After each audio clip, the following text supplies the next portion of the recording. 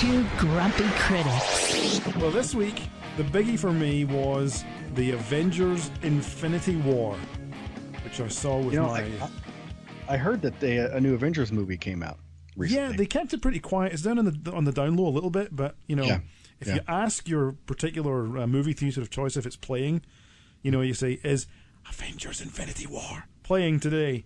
Then they might let you into, like, a private screening, perhaps. Yeah. But, yeah, it is a new one that's out. I watched it with my 12-year-old son, JJ, yesterday, because he had been aching to see it, and I suppose I was happy to go along and see it too. Now, before you switch off, this is not going to be a spoiler-happy review. Okay, good, because I haven't seen it, so I don't want to spoil it for me either. Yeah, it's going to be a spoiler-free review completely. Well, two spoiler-free reviews, actually, but I'll get to that in a minute. But that's why this is not going to be one of the more lengthy pieces that I inflict on you. To recall the Avengers Infinity War is to spoil the Avengers Infinity War. So I'll keep my trap mostly shut about the plot and the goings-on. And what I will tell you is that it's 2.5 hours. 2.5 hours. A bladder buster. Indeed, yes. Of mostly non-stop action. And all the things you go to a superhero movie to see are in there. Now, I'm sure there was at least one instance of my dad, Old Spike's favourite superhero movie trick. The guy getting punched so hard he flies back 30 feet in the air and comes crashing down against an object which then crumbles around him. Right. There had to be that in there somewhere, and I missed it, mostly because there's so much to look at in Infinity War. It's a veritable smorgasbord of action, which takes full advantage of the big screen to show you 3, 4, 5 fights all going on at once. I can only imagine what the IMAX version is like. You could go and see it 3 times in a row, once watching the left side of the screen, once watching the right side of the screen, and then once down the middle. As I say, no plot recount from me because I'd spoil it, but here is a review from my 12-year-old son JJ which covers all the salient points. Two grumpy critics, junior reviews. Okay, we're in the car. We just watched the movie, and I'm here with JJ. JJ, what did you think of the movie? It was pretty good. Yeah. What was the plot, basically? To defeat Thanos. So the Avengers had to all get together to defeat Thanos? Yep. And no spoilers? Was it good fun? Do you mean for them or for me? For you, was it good fun? I guess. Yeah, you enjoyed it? Yeah. So I think we can say that there was a bit at the end after the credits. Yeah. Yeah, that's all I can say. I just really didn't... It didn't really hook with me, I guess. Okay. But you enjoyed the rest of the movie? Yeah. If you had to give it a certain number of Thor's hammers out of 5, how many would you give it? 3. 3 Thor's hammers out of 5? Actually, no, 4. 4 Thor's hammers out of 5. Because there was some bits I didn't like. So there you go. High praise from a fellow with a discerning eye.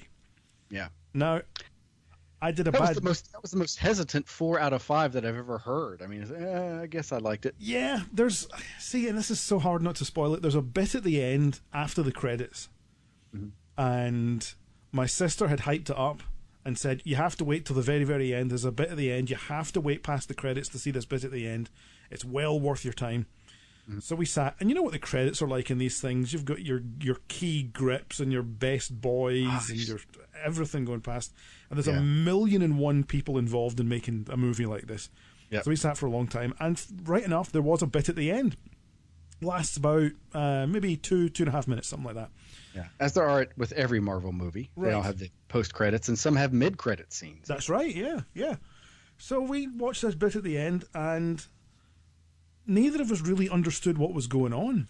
There was a continuation of the plot. And again, I tread very carefully when I say this, because I don't want to ruin anything. But there is a continuation of the plot going on. And then something happens which obviously is meant to mean something to people who understand the comics, maybe. But we had no idea what was going on. We just looked at each other and shrugged and went, oh, okay then. But I did a bad dad thing. Because he's only 12, and the movie is rated PG-13 here in the US. Oh, breaking the law. Although it is 12A in the UK, but M in New Zealand, which is 16 and older. And it's 12A in Canada. That's right, 12A. There is some language in there, nothing to clutch your pearls at, but some language that is stronger than most superhero movies of the past. But look at it this way. If you're taking your kid to see a superhero movie that's as spectacularly violent as this one, you can't really complain too much that you heard Iron Man use the S word whilst he was continually pummeling a guy to death with a bit of drain pipe. Right.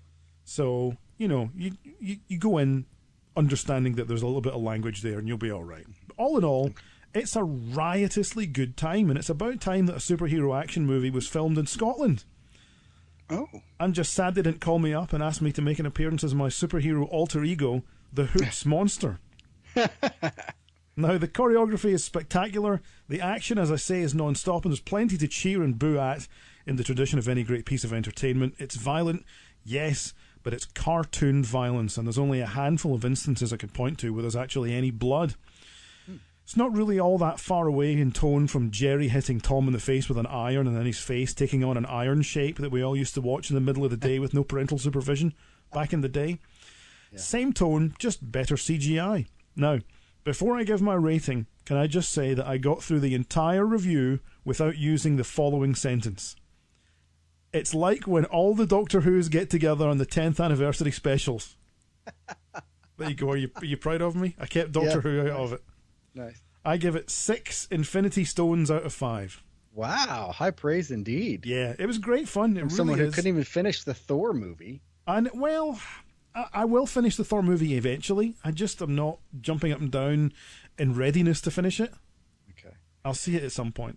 Okay. Yeah, here's my thing, and I've mentioned this before when we talked about Infinity War before it was released, and you're not allowed to comment on this because that would be a spoiler. Now, I don't know anything about the movie.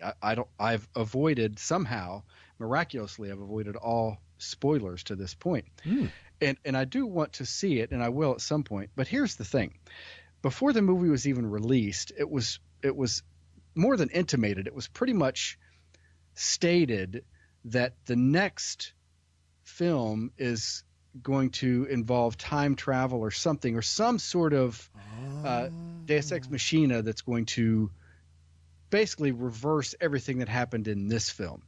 I see. Superman's going to turn up and fly backwards around the world. Exactly. And after he saves Lois, then he'll come save all the Avengers. So, and at the same time you have that, you also have like, oh, this is going to be a dark movie. So everybody was expecting some superhero deaths in this one, and there were even articles like, okay, which Avenger or Avengers are going to die in this film? And I'm kind of going into this, I'm going in blind, but I'm going into it thinking pretty much all of them. Right. I fully expect everybody to die, and I also fully expect it to mean absolutely nothing emotionally to me because I know what's coming up next. I mean, you know, you've already got movies booked in the future. I mean, you know, Tom Holland has signed on to do more Spider-Man movies. You know, there's going to be another Doctor Strange movie down the road. Ant-Man and Wasp are coming out, which I think actually that takes place before Infinity War. I don't know. So it's not like they're going to just stop the Marvel franchise. Right. They're making too much money. So, you know, there are going to be more movies. You know, there's a second Infinity Wars movie coming out. So anything that happens in this movie, the emotional weight is just going to be meaningless because, you know, it's going to be reversed. And that bugs me. I hate the whole time travel mechanic of fixing things. And it was overused by DC and all their TV properties, The Flash and Arrow. And it's just, it's trite, it's worn. And so in a way I want to go see it, but I'm ready just to be angry at it. And just say just kind of point at the screen and say, don't even try to tug at my heartstrings because I know it's all rubbish. Just don't even try to make me feel bad watching this guy die because it's not gonna stick. He's dead. Can't you hear the music? Yeah, exactly. I thumb my nose at you. I fart in your general direction because I know none of this means anything. Don't even try to make me sad. So that's my thought. I could be totally wrong. I mean, I don't know. Maybe there are rainbows and unicorns at the end of this one. I don't know. Well, let me put it this way. Sometimes the journey is about the destination, and sometimes the journey is about the journey. Right. And I Yeah, think and that's you why I can. do want to. Yeah, I think you can go and see this, and you can enjoy the journey, even if the destination is not to your taste. A Radio 6 international production from the USA. Copyright 2018.